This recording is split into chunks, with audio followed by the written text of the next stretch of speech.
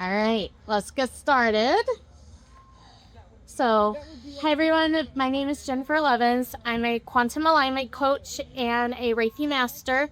I also own what is called the Feral Healing Company, and we'll get into what that is here in a moment. But basically, I'm here today to talk to you guys about what it looks like to basically burn yourself down and go a little bit feral and figure out who you are at your core. Okay. So, just a little bit about myself and what I've been through over the last year. So, in October of 2024, I was really stressed out. I was not really living in alignment with who I was.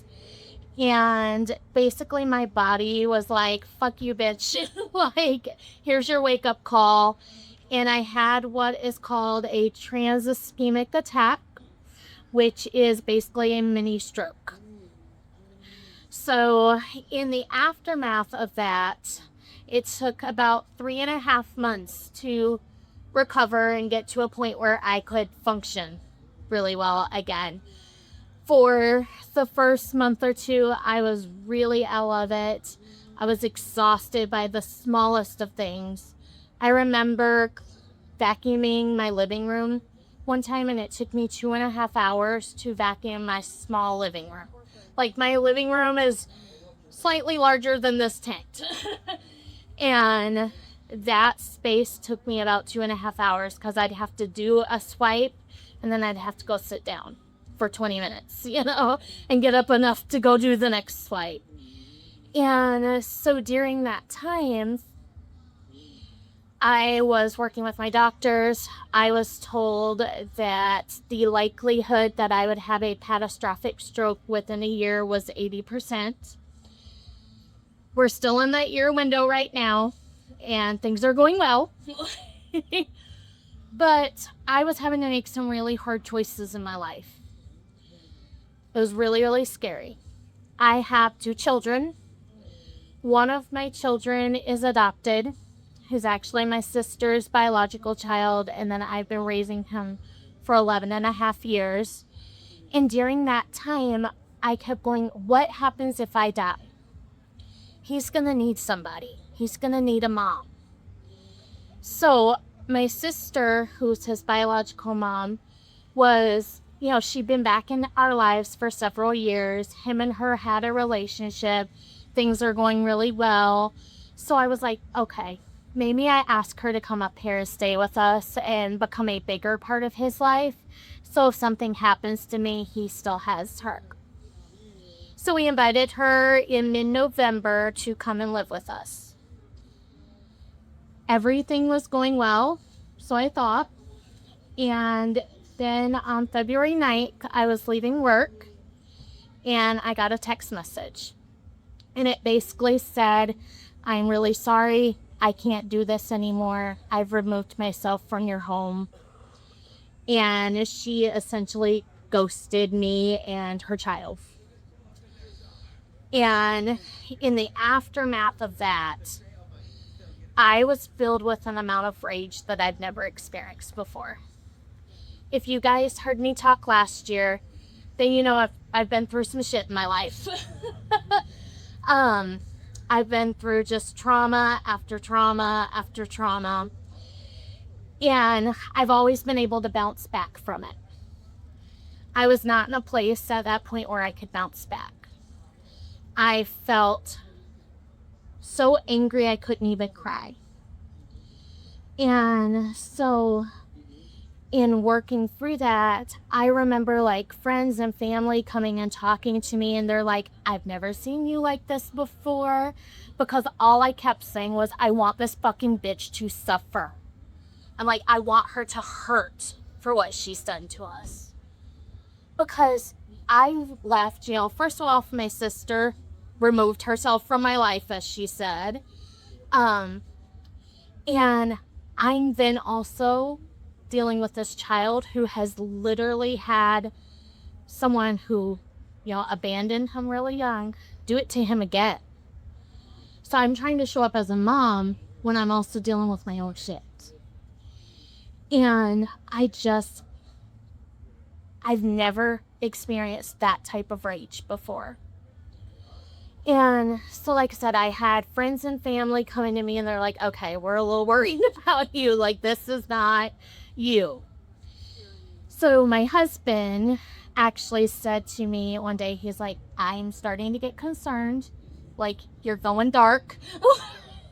Because I just kept being like, this bitch needs to suffer. Everyone was like, I'm afraid you're going to hurt her. And honestly, had she been around me, probably would have. But we had a conversation and he told me, woo, that's a skill I didn't know I possessed. There we go. Very good. All right. So, we were all just in a really bad place and I was really, really struggling. And so through that conversation with my husband, I told him, I said, I have never just allowed myself to live in my rage before. I said, I feel like life is just shit on me over and over and over again, and I'm fucking done with it. I was like, so I just need to live in this for a little bit. I said, I just need to experience this rage, and I just need to be angry about everything that's happened. And so I told him, I said, I know what I'm doing. I will choose a date, and on that date, I will bring myself out of this. I was like, I don't know how, but I'll fucking do it. Like, so I set a date for February 17th. That morning, I got up and I was like, fuck. I was like, why didn't I choose another date? But I went into my office and I sat down on my cup of coffee and I lit some incense and I was like, all right, you're a healer. You know how to do this. Like, what do we got to do to bring ourselves up and like get through this? So I sat down at my desk and I got a notebook and a pen and I was like, I feel like I need to journal this, And so I'm sitting there and I start writing and then I kept writing and I kept writing and I kept writing. And literally what came out of me was 17 pages worth of every single major trauma I've experienced in my life and every detail about this. And so then I'm writing. Literally, I always say it, I was writing like my life depended on it because at that point it did. So I wrote down every single thing I feel like I've experienced. And like I said, by the time it was done, it was 17 pages. And I sat down and I went through, I kind of stopped and came up for air and started reading through it. And something shifted in that moment for me. I no longer saw myself as this like victim in my story. I started to see all these lessons that I learned along the way. And I started to see myself as a fucking warrior. I was like, you know what? You're resilient as hell. You've gone through all this shit and you're still going. You didn't run like a little bitch. Other aforementioned people. And that was really super empowering for me. But I'm sitting there and I'm going, okay, this is the shit that's happened to me. This is my story. But I don't feel like I'm living in alignment with that like warrior that I feel is inside. So I was like, what is wrong? Why am I not happy? Why am I not happy? And so I started to look at myself and figure out, you're almost 40 years old. Do you even know who the fuck you are? And so I started writing about that. And I decided to look at my human design chart, which I'll explain a little bit about what human design is this really cool system of, it combines the Kabbalah and astrology and just all these things to show you who you are, like at the most minute level. So I always tell people it is literally your blueprint as a person. So I looked up my human design chart, which I'd done in the past, but I'm like, okay, I need a refresher. Now I know what I'm actually looking at. And I'm what's called, in human design, I'm what's called a generator. Okay? In knowing that and understanding what it meant made so much sense to me, because I've always had this like go, go, go energy. I've always been the person who's like, let's get shit done. And a lot of times I can become a little too much because of it, because I have these grand ideas and we're going to go off and we're going to do everything 0 to 100. And that's something I've always been like, oh, that's a bad thing. You know, well, I was able to see it for what it is. It's just how I'm designed as a person. I'm designed to be creative and be someone who is meant to respond to things and like not second guess things, just go 0 to 100. So in human design, there are 5 different types. There are what's called manifestors. They're the people who are going to have all the grand ideas. Then there are generators, which is what I am. We're the builders. We're meant to create things and to respond to what's happening in the world. Then there are what's called manifesting generators. And I always say that's like this like hybrid powerhouse. I always tell people those are the movers and the shakers in the world, because they have the grand ideas and then they also have the go juice to like make that shit happen. Then there are what's called projectors. They are here to guide people. And then the last one, they're called reflectors. And those people are there to be the mirrors for us. We see ourselves in them and we connect with them. So once I learned what my human design is and what I am meant to do in this world, it kind of changed my perspective on everything. At that time, my business was called Simply Better Wellness. I fed into the narrative a little bit of like love and light and everything's supposed to be sparkly, happy, shiny, healing. And if you're not meditating, you're not doing it right. Well, that's never been who I am as a person. I'm never going to be sparkly, shiny, happy all the time. I'm never going to be the person who is going to, stay on a regular schedule of pretty much anything, but I'm never going to keep a meditation schedule. I'm never going to, do all of these sparkly, shiny things I was trying to lead other people to do, because that's not who I was created to be. I'm a hot mess express. I'm one of those people who I always say I'm not polished. I'm not perfect. I'm feral as fuck. And that's just who I am. And learning that about myself, learning how I function in the world, it made me realize that I wasn't living in alignment with who I'm supposed to be, and that's why I wasn't happy. So that's kind of what I wanted to talk to you guys about today, is what it looks like to have feral healing. And I use the term feral because it's messy as hell. I want to help lead my clients to a point to where they have no choice.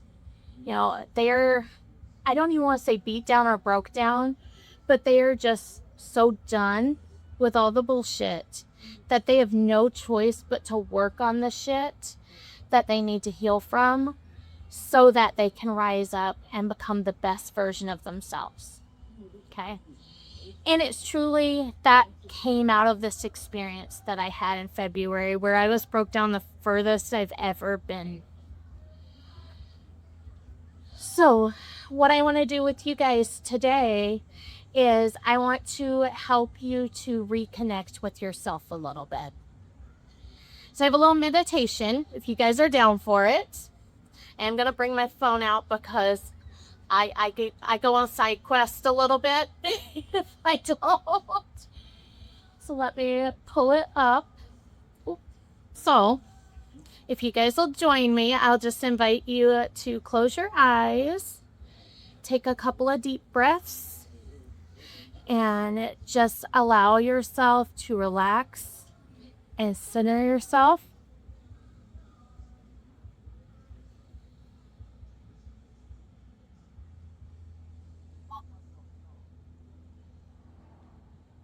Take a deep breath in and just hold it.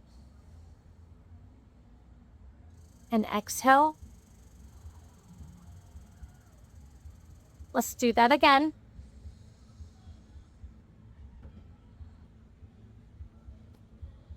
Now on this next breath, I want you to inhale and hold it. And when you exhale, I want you to exhale every version of yourself that anyone's ever told you you have to be.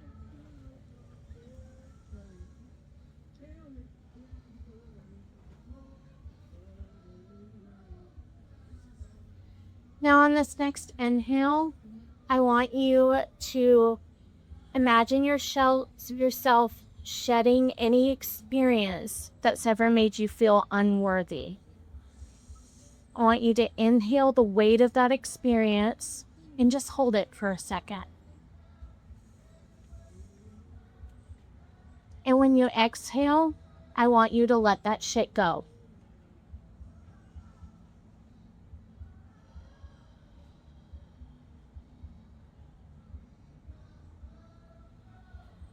Now, I want you to imagine a fire glowing deep inside of your belly. It's small and steady. This fire is your core self. This is the version of you that's never left. Even when life got too hard, you're still here. So I want you to see yourself, feel who you really are. I want you to check in with yourself. Just ask yourself, what do I need? Do you need grace? Do you need rest? Take a moment and just sit with yourself. Have a conversation. Know that you don't need to be fixed. There's nothing wrong with you. You just have to come home to yourself and remember who you are. So I'm going to give you guys a moment to just have that conversation, check in with yourself, and remember who you are.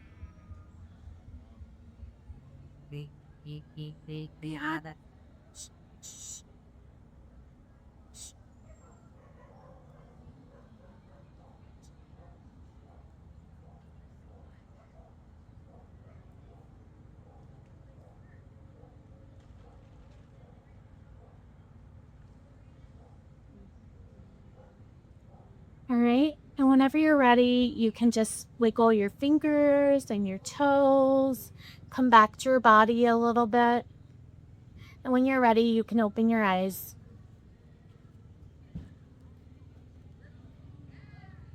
So this is just an example of what I do with my clients. I help you remember who you are. When I talk about feral healings, I'm talking about what I call my own special blend of healing, which is a mixture of one-on-one coaching, shadow work, and energetic healing. And typically, if I'm working with a client, we do 4 to 6 sessions. They're usually about an hour long. And we focus first on looking at your human design, figuring out how you function in the world, how the world perceives you, how you perceive the world. We look into what fears that you have and why you might possess those fears. And then we also look at how, what type of people you need to bring in to help you accomplish goals that you may have. So that's our first session. We go through a deep dive into your human design. And then throughout the rest of your sessions, we look at what it looks like to heal those fears that you have. What can we get rid of? What can we let go of to make sure you're aligned with the best version of yourself? I do want to be clear though, what I do is not therapy. I always tell people I am not a therapist. I'm not licensed for that. I'm not, no. If you need therapy, I'm going to definitely be like, oh girl, no, you're beyond my pay grade. But I am here to help guide you through that reconnecting to yourself and figuring out who you are. So if you guys have questions, please feel free to come see me. We're about 3/4 of the way down the main alleyway here, and I can answer any questions you have. We can talk about what it might look like. I can tell you a little bit more of my story and kind of what's led me all the way to this method of healing. And then I do want to invite you guys to come out and join us on August 14th at our farm in Manistee. I'm hosting what's called a paint and stab event. So we are going to do a meditation to connect with a memory that you are ready to release. Then we're going to paint the memory, and it doesn't have to be good because we're going to fuck that shit up anyway. I'm going to have a fire blazing so you can burn it. We can stomp on it. I'll have baseball bats and throwing knives and regular knives. Whatever you need to do to let your rage out, we're going to do that. So feel free to join us. It's at 6 p.m. I've got the information over there. And thank you guys so much for your time. I hope you enjoy the rest of Booney Bash. And again, thank you.